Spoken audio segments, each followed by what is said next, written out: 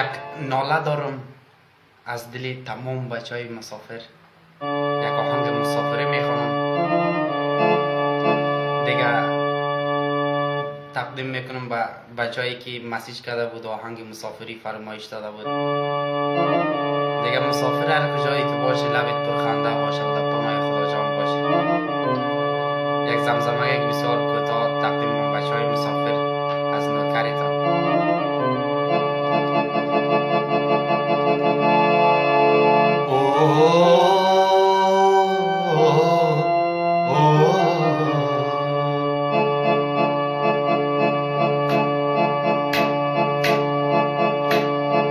کسی که مسافر خانه نداره چی کنم مسافریست،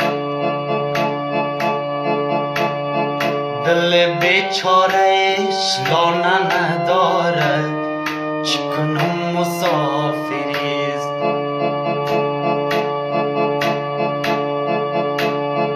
بیا که من و تو یک یارو باشیم، افغانستان وطن ماست. میانی پرده انارو باشیم، خراسان وطن ماست. میانی پرده انار شیرین، هزارستان وطن ماست. یکی خواب و دیگر بیدار باشیم، آریانا وطن ما.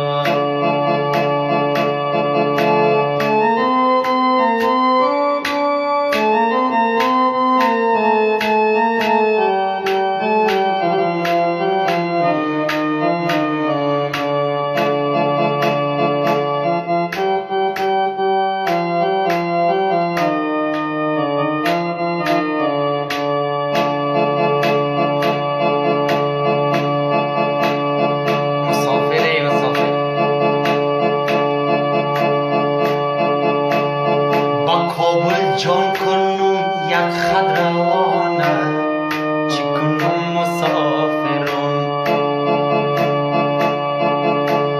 او آرایی کنه اولشانه چی کنم مسافرم.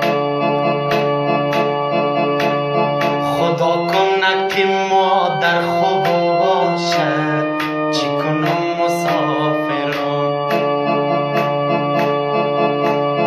از مکندنم میشه آب دانه چی کنم مسافرم.